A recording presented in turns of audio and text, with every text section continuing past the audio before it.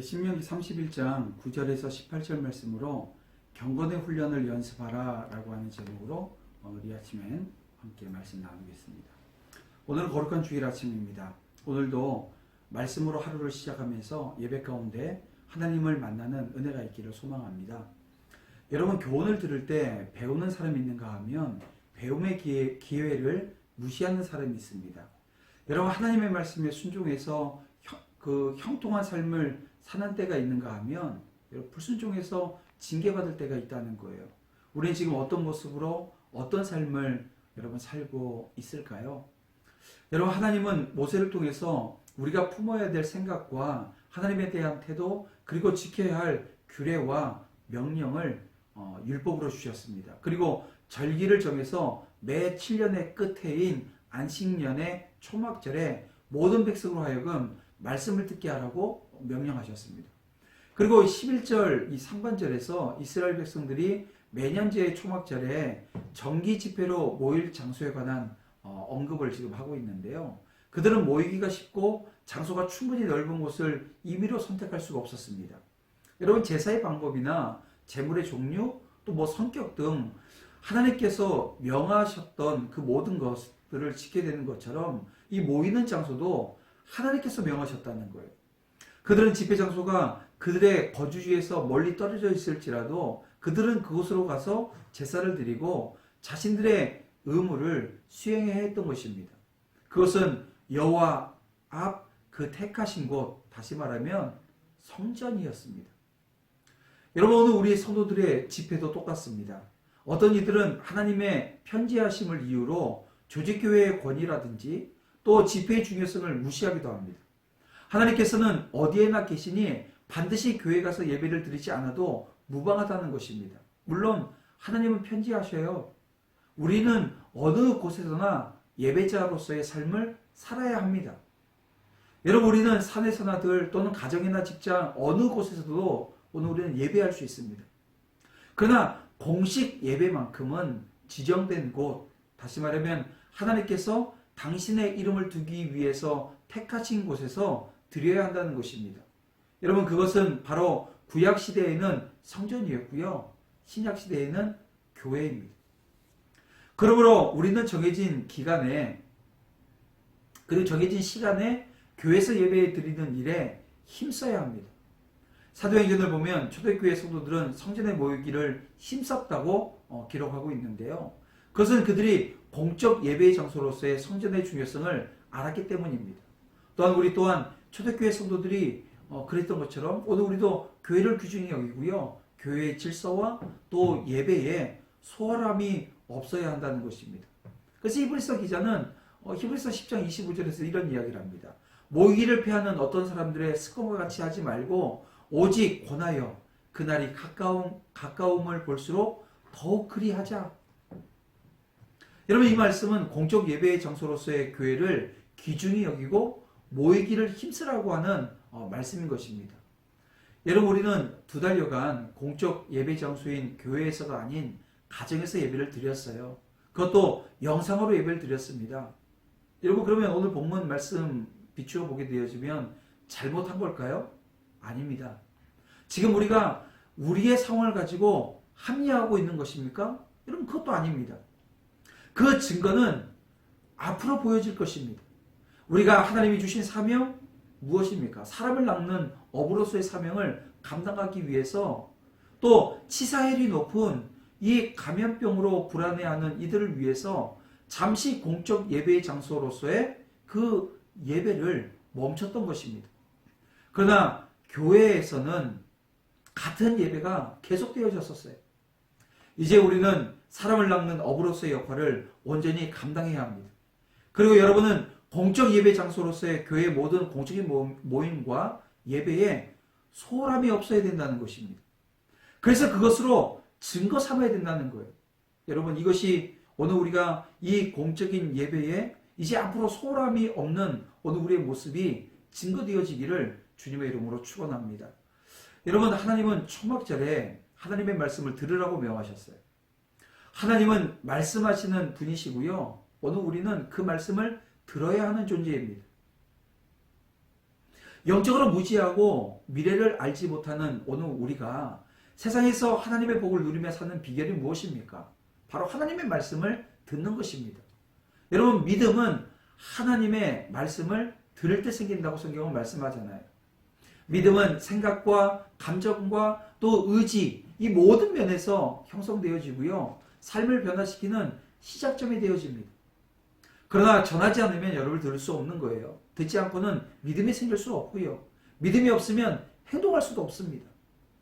하나님은 먼저 말씀을 들은 오늘 우리에게 그 말씀을 전할 사명을 오늘 주셨다라고 하는 것 여러분 기억하시길 바랍니다.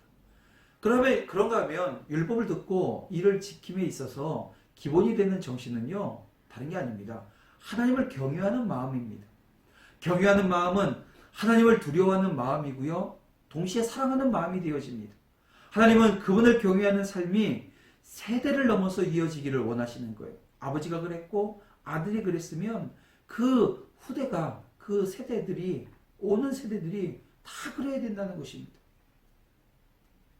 여러분, 경험을 통해서 학습한 출애굽 세대와는 달리 광야에서 출생한 세대는요, 이 체험적 신앙이 아니었다는 거예요.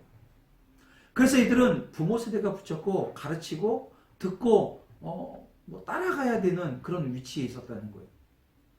하나님을 섬기는 법을 배워야 했다는 것입니다. 그렇습니다, 여러분. 교회 안에서의 성경 공부가 가지고 있는 의미가 그런 겁니다. 우리 교회에서도 성경대학을 통해서 교리를 공부하고 있는데요. 교리는 배우는 것인데, 배우는 이유가 제가 지난 주일에도 말씀드렸지만 신앙의 뼈대를 견고하게 하는 것입니다. 여러분, 육군훈련소에 가보게 되어지면 연병장에 이런 글이 쓰여 있다고 합니다. 훈련의 땀은 전쟁의 피라고 하는 글귀입니다.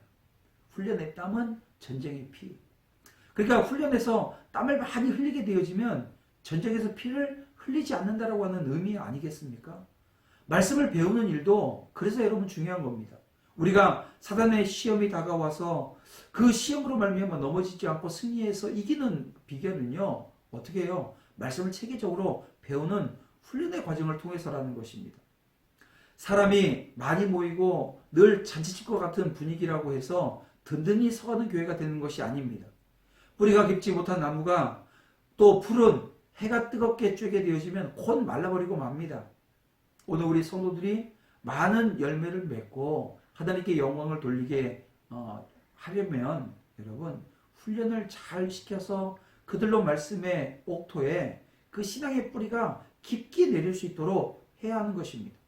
신앙의 뿌리가 깊지 못하면 환난이나 핍박이 일어날 때 곧 넘어지게 되어지는 거예요. 우리 교회는 성도들의 양육에 힘쓰므로 교회가 말씀 위에 든든히 서가게 해야 될 줄 믿습니다. 아울러 여러분 점검하십시다.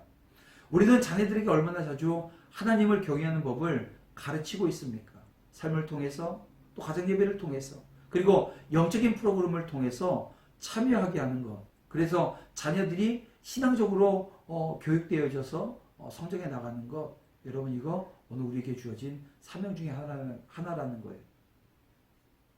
근데 여러분, 신앙교육을 완벽하게 할 수 있는 부모가 있습니까?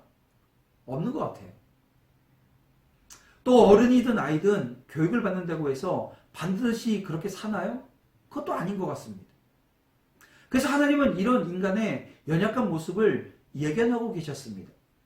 그래서 그들이 가나안에 들어가서 행할 범죄들에 대해서 오늘 본문에 쭉 나열하고 계십니다. 이방신을 섬기고 언약을 어기고 또 그로 인해서 다시 채찍을 맞고 하나님의 존재 여부까지 의심하는 일들이 생길 거라는 거예요.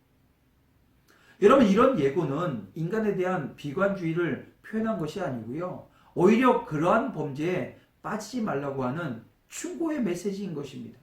문제는 내가 그 순간에 어디에 그리고 어느 편에 속해 있는가라고 하는 것입니다. 여러분, 반역의 자리는 안 되는 겁니다. 예배자의 자리에 서기를 여러분 애쓰고 기도하는 믿음의 종들이 되시길 바랍니다. 여러분, 말씀을 정리해 보겠습니다. 인간에게 복 주시기를 원하시는 하나님은 우리가 그분의 백성다운 모습으로 살기도 원하셔요. 하지만 때는 점점 악해져서 오늘 우리 안에도 분쟁과 시기와 다툼과 음란과 불신의 현상들이 증가할 것입니다. 그래서 오늘 우리에게 중요한 것은 깨어있는 것입니다. 듣기에 힘쓰고 배우기를 사모하며 날마다 경건 훈련을 연습하는 믿음의 종들이 되어지길 원합니다. 오늘 이 거룩한 주일에도 오늘 우리가 이 말씀 붙들고 하루를 온전히 승리하는 믿음의 종들이 되기를 간절히 축복합니다. 우리 함께 기도드리겠습니다. 살과 풍성하신 아버지 하나님 감사합니다. 거룩한 주일 하나님을 온전히 예배하는 자리에서 하나님께 영광 올려드리는 믿음의 종들이 다 되어줄 수 있도록 주님 인도해 주시옵소서. 오늘 주신 말씀처럼 언제나 저희들 순종함으로 하나님의 말씀을 가르치고 배우는 자리에 또 저희들이 섭니다. 하지만 저희들이 먼저 배우고 먼저 가르칠 수 있는 저희들 되어줄 수 있도록 인도하여 주시옵소서. 또한 삶의 변화가 순종함으로 말미암아 이루어질 수 있도록 주님 인도하시고 오늘 저희들이 순종하는 자리에서 죄악과 멀리하는 그런 결단하는 그런 믿음의 종들이 돼야 될 줄 믿습니다. 함께하여 주시옵소서. 예수님의 이름으로 기도드립니다. 아멘.